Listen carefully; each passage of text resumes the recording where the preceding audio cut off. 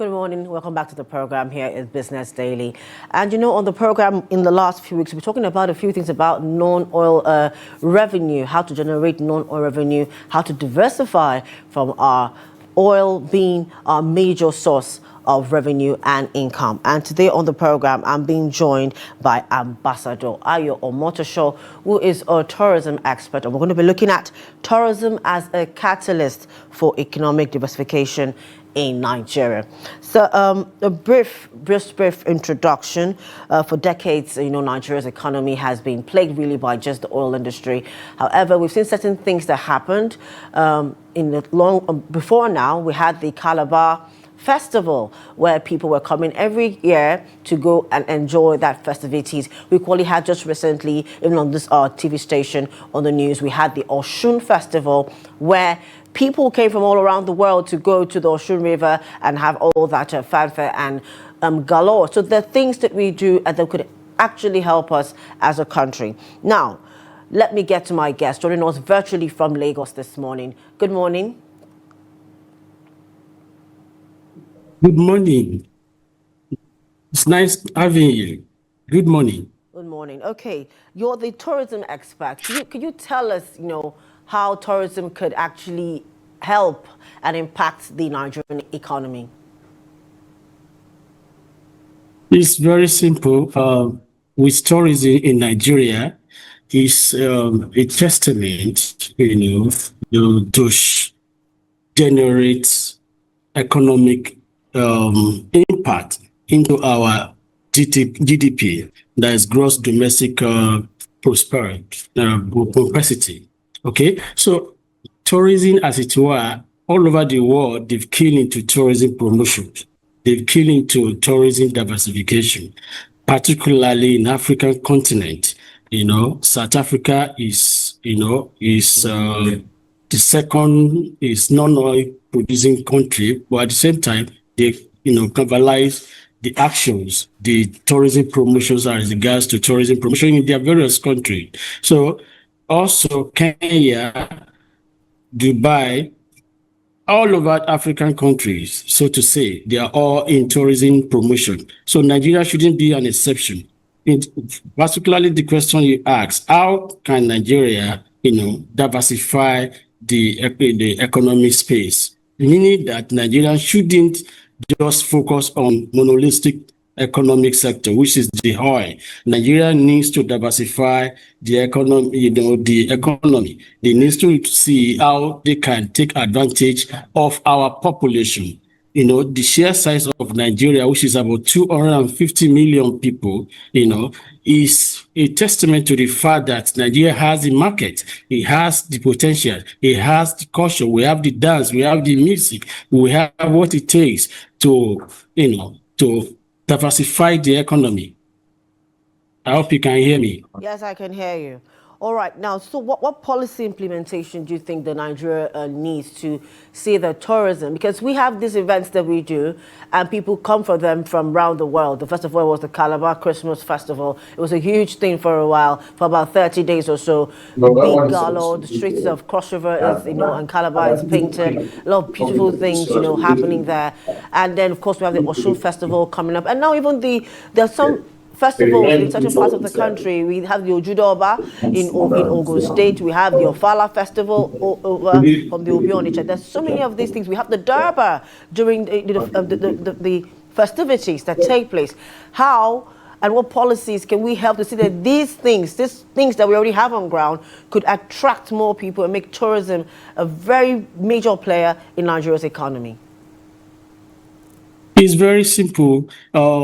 The Federal Executive Council, that is FEC, they need to deliberate as to the reason why they should make tourism as a mainstream economy.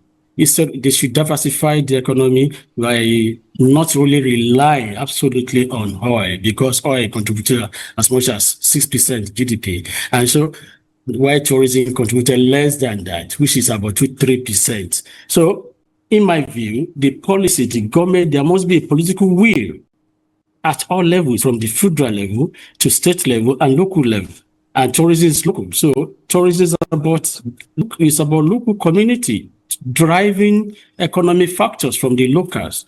You mentioned Ojude Festival. You also mentioned Calabar Carnival, which has been calendarized over the years for December period. And December period, everybody is coming to or going to Calabar to have a feel of the festive period between December 1 and towards the end of December. So it's like a dirty December for them. And they are also, plugging every avenue from the hotel, from the streets of Calabar to ensure that generate a lot of economic activities for destination Calabar. And also Lagos is also there. That's why we do the Countdown Festival. Everybody is trying to align with Dirty December. Also, Ojude Osun Festival, which is also in August. August is for Osun Festival, where we have only pilgrimages in their view to those who are in that space to come and worship the goddess of Osun Festival. And so everybody is connected to all of that. We in private sector, we have tried as much as possible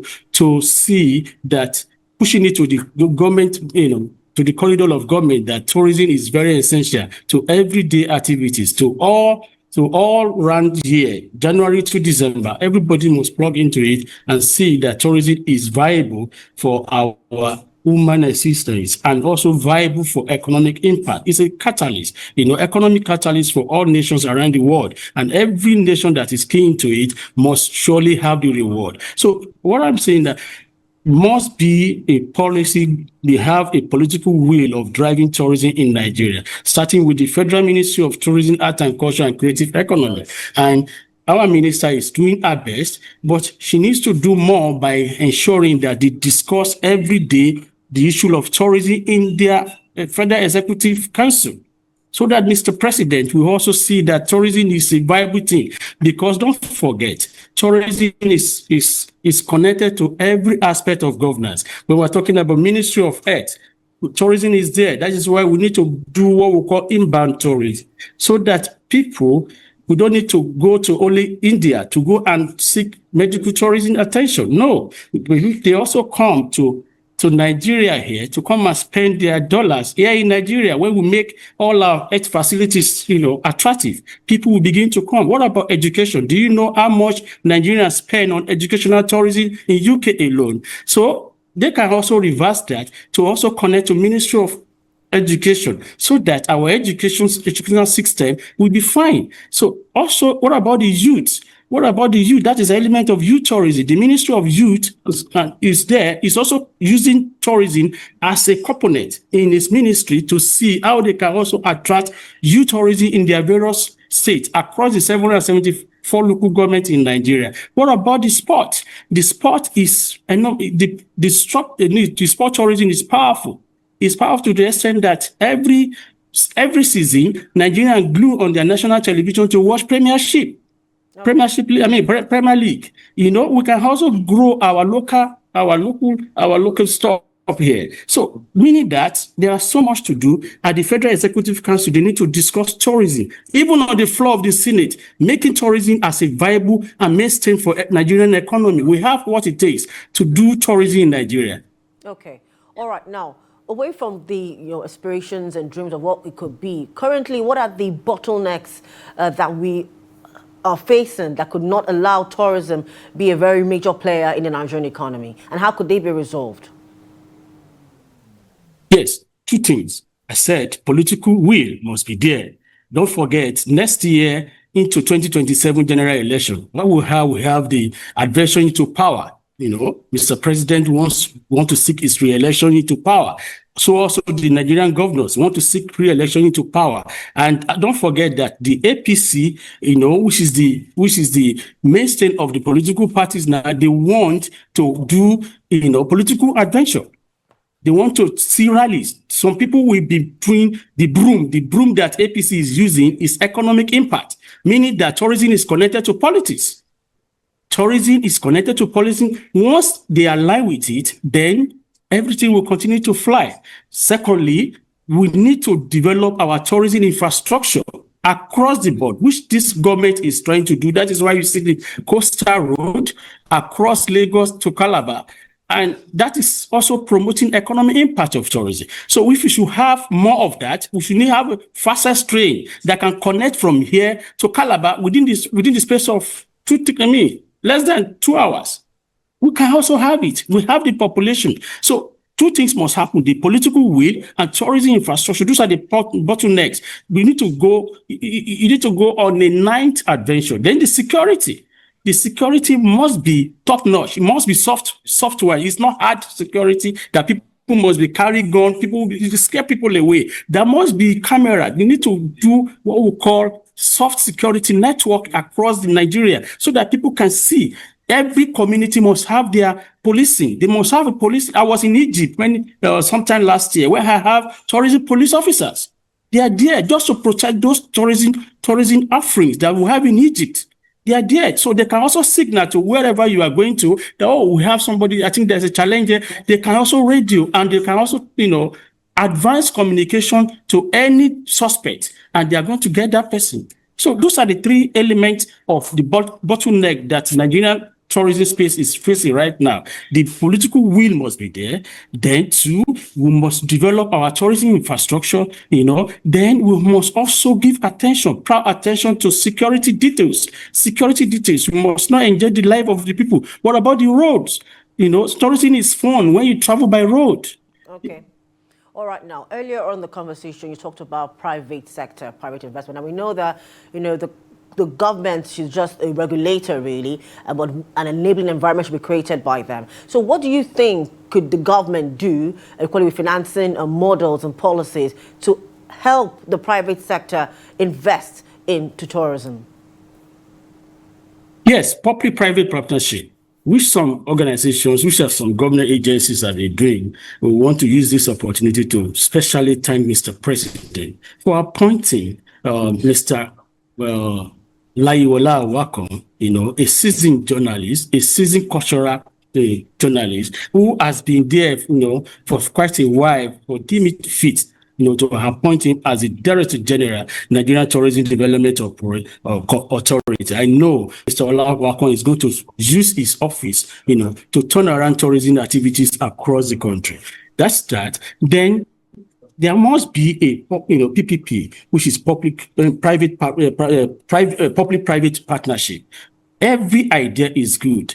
Government must collaborate, must synergize with the private sector. Okay. Don't forget, they are there just to give enabling environment. It is the private sector that will drive tourism space. Across Nigeria, we have Federation of Tourism Association of Nigeria, which has so many associations, of which we have NANTO. We have NANTA, we have ADET, we have ATON, we have all of them, so that they can also, synergize and how they can develop tourism, space in Nigeria. In South Africa alone, South Africa is known for MICE destination. There are so many events, international events that also generate revenue for the country. We apologize for having to cut you short. I can hear you. While you're mid-thought. Our time is fast spent on the program this morning. Thank you for joining us and your insight on tourism. We'll have you again where we could further discuss the impact of tourism in the Nigerian economy. Thank you very much. And that's much for you today on the program. For more of our news programs and documentaries, do well to follow us on social media platforms and on our YouTube live stream. I've been your host this morning, Chiama Kanwafo. Same time, same place. Bye for now.